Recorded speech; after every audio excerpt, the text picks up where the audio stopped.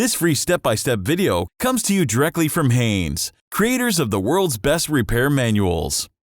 Fix your car or truck the right way with our accurate and reliable information at your side. You can complete more than 200 jobs on this vehicle when you purchase the complete online manual at Haynes.com. Ford Ranger Thermostat Replacement.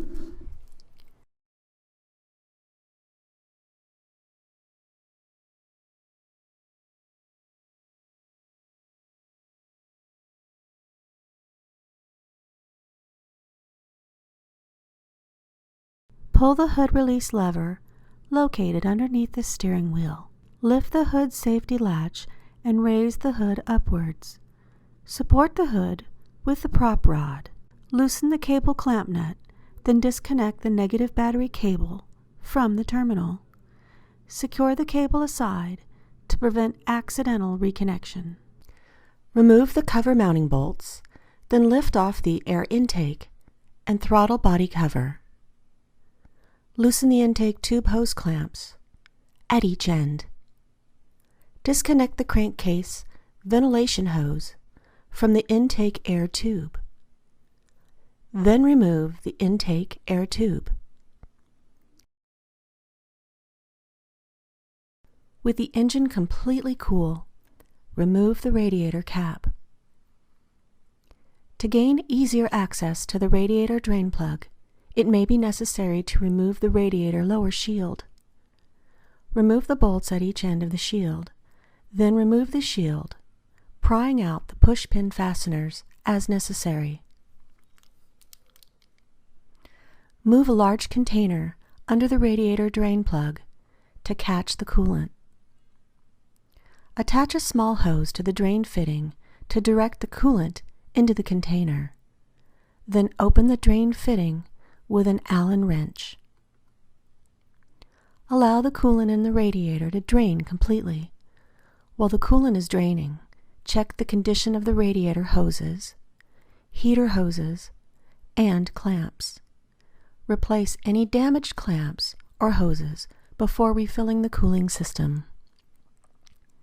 Once the coolant has finished draining, tighten the radiator drain plug securely.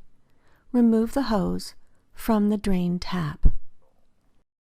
Install the lower radiator shield. Tighten the bolts securely. Dispose of the used coolant properly.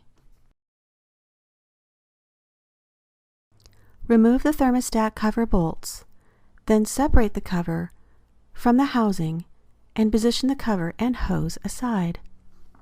Noting how it's installed, remove the thermostat. Remove all traces of the old thermostat seal from the matting surfaces. Make sure no debris falls into the coolant passage. Stuff a rag inside the coolant passage. If necessary, be careful not to gouge or damage the matting surfaces because a leak could develop after assembly. Make sure the sealing ring is positioned correctly on the thermostat. Then install the new thermostat into the housing. Install the thermostat cover and mounting bolts. Tighten the cover mounting bolts to the specified torque setting.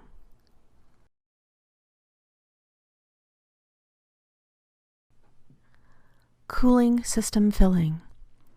Turn the heater temperature control to the maximum heat position.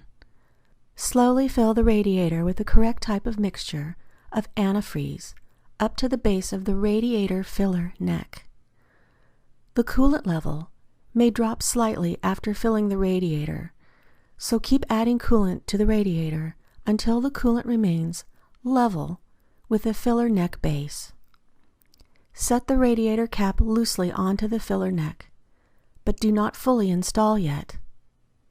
Start the engine and run it in a well-ventilated area until the thermostat opens.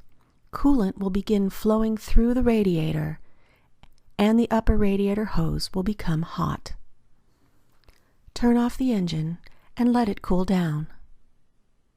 Slowly remove the radiator cap and recheck the coolant level, adding more as necessary to bring the level up to the base of the filler neck. After adding coolant, squeeze the upper radiator hose to expel any air in the system, then top up with more coolant mixture if necessary. Install the radiator cap securely. Add coolant to the reservoir up to the lower mark. Start the engine, allow it to reach normal operating temperature once again, and check for leaks. Install the intake air tube to the filter housing and throttle body. Connect the crankcase ventilation hose to the intake tube. Tighten the hose clamps securely at each side, but avoid over-tightening them. Install the throttle body cover. Tighten the cover bolts securely. Connect the negative battery cable to the terminal and tighten the cable clamp nut securely.